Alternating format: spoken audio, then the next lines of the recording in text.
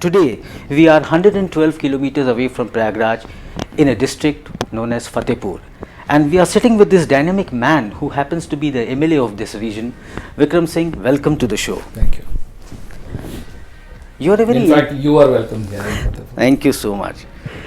You are a very intrepid politician, and you are very fearless in your approach towards dealing with people's issue.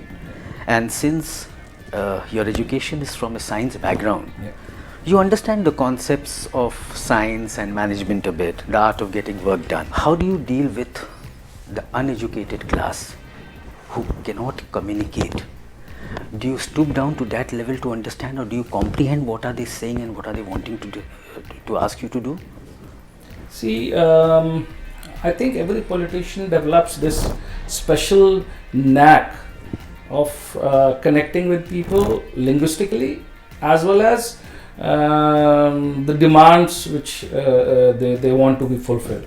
So this particular knack helps you to gauge the macro and micro content. Okay. Why do you maintain so low profile? Why are you not seen?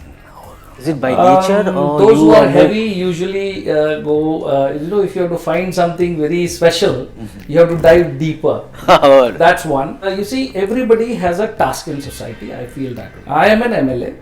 As an MLA, I have a task for the people I represent. So I kind of encircle myself with the problems of the locale, not bothering about the rest of the issues plaguing different areas. Okay. Because that's how you plan on a practical level, on a micro level, and because everybody in this country is voicing national concerns and not looking at local concerns, the local suffers. Okay. And that's my sort of way of doing politics.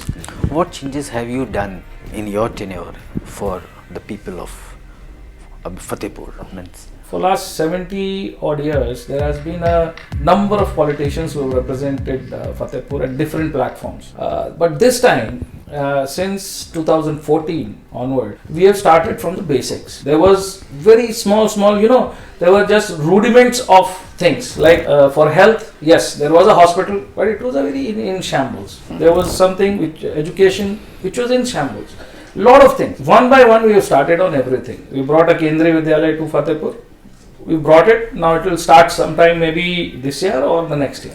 It will start. We brought a railway park. The first private railway park in the country is being built in Fatehpur, which will That's new, guys, for us. The first railway park is being built in Fatehpur under the tutelage of Vikram Singh. You guys have come into Uttar Pradesh after a long gap.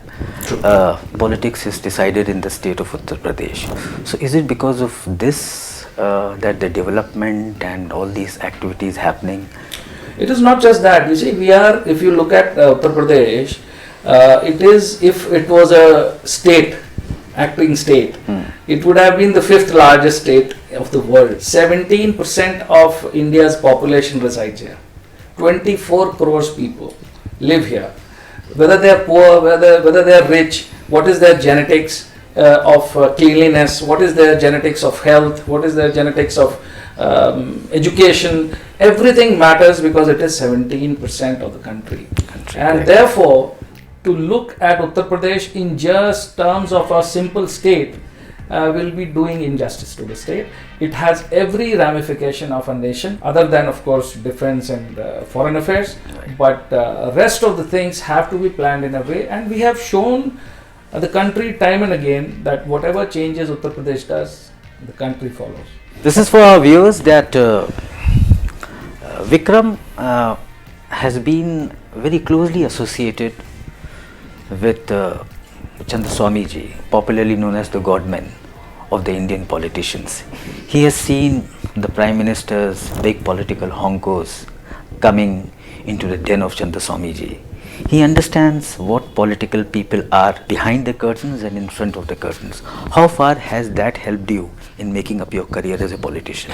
I was a Students' Union president in Allahabad University long before I met Chandrasekhar ji or Narsimha Rao ji or anyone else. Okay. I longed for politics, but yes, I saw closely during VP Singh's time. I realized that until you are making enough money to spend your own political, system, you are bound to become corrupt in politics.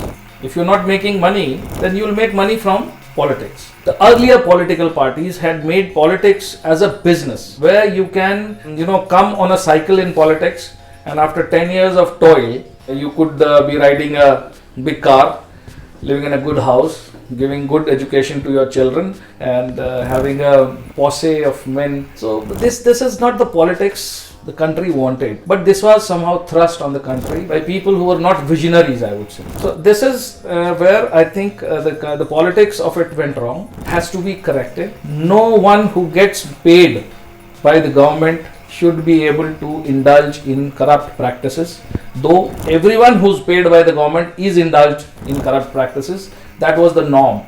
Okay. Right. So this is how we have to change it. And some people will start it and the rest will follow. What was the need to change the name Allahabad into Prayagraj? What I happens expect is, a very honest answer. Yeah, very honest. You see, I'll tell you one thing. Amartya Sen wrote a book. The title was The Argumentative Indian. And this is what has caused our country a great problem. The argumentativeness. We have skirted facts for a very long time. Facts are not supposed to be liked. They are supposed to be respected. What are the facts? And the fact is that it was Prayagraj long back and it was changed to Allahabad long back. But we had a Prayag station. That's what I'm coming to. But why? The why should be asked to the people who changed it to Allahabad and not to the people who are reverting back to Prayagraj. Why is the question should be asked to a different set of people. The question is not this. The question is that why Prayagraj should not be the norm again. It was the norm earlier. Your Chief Minister of Uttar Pradesh, Mr. Yogi. Even yours. Yeah. But I'm from Maharashtra now. Originally, Our Chief Minister, yes, Mr. Yogi. Yes. What are his three greatest qualities? Number one is he is non-corruptible, which I think is a rare quality among humans as of living in 21st century. He has got a spine. He can face any kind of pressure. Number three, he has a vision for the poor of this Uttar Pradesh. Okay. So if you have your vision for poor of Uttar Pradesh, then definitely you are going to take some people out of the below poverty line. So you'll bring some above poverty line, right? That is affecting livelihoods, and that is what we are elected for. So his three qualities are this. The rest, he is a saint. He's a chief minister who wears saffron. That is his way of living. Very minuscule. In the state of Uttar Pradesh, you see there are some issues which are national issues, like farmers committing suicides. Apart from that, women still feel insecure on road. So there is a law and order problem also, a basic law and order problem also. Our Prayagraj, and I could see huge roads, but I could hardly see any police constable or a police maintaining the law and order. One is lighting up a bidi and the other is eating up kheni, and the traffic is going haywire. 2 hours to reach a particular destination. Besides infrastructure, what are you guys doing in terms of putting things in place, telling people how to use it, making it more disciplinarian? I am very glad you asked that question. Number one, about women. Number two, about farmers. Number three, about policemen. Women have been treated very unfairly by all the religions of the world. That has had a major effect on the men's psyche. When people rape, 92% are related or are known to the women or children. I mean, they have a history. Okay. So let us not look at it from a law point of view. Let us look at it from a humanitarian point of view. And when people go down in their behavioral mechanisms, these anomalies will bound to happen.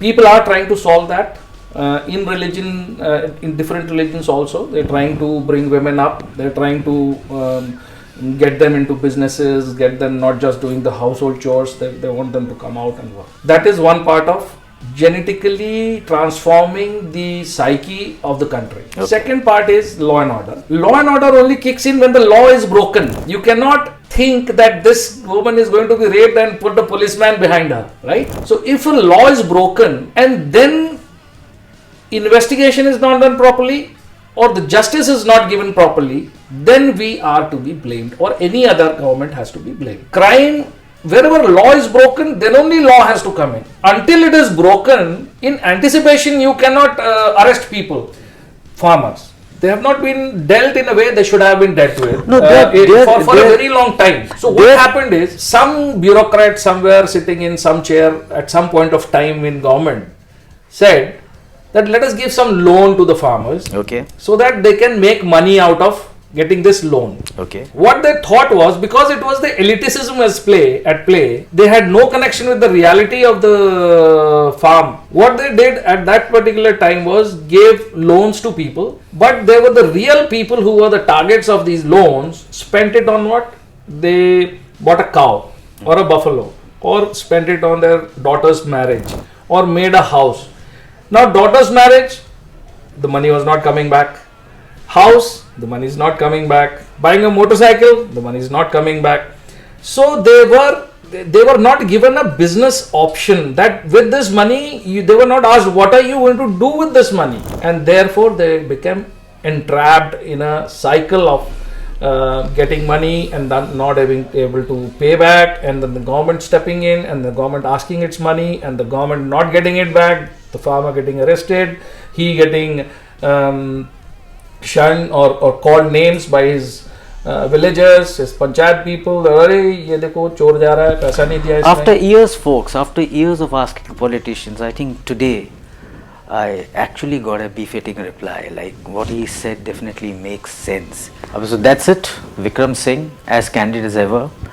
As a politician, I'm impressed with him. He's very clear in his vision and he knows what he's talking about. There were a lot of confusions in me as a person and viewers also. He's tried to make things at least somewhat clear. A very intrepid politician. I've seen him before coming and doing this interview. The way he was solving the problems of the needy, the way he was shouting, the way he was screaming at the people, or not the people rather, but those people who are responsible people, you know. I'm talking about the administrative block. Sure, he deserves more attention. That's it. Keep watching. Hey, if you enjoyed the video, hit the like button, and if you wish to see more of our content, hit that subscribe button.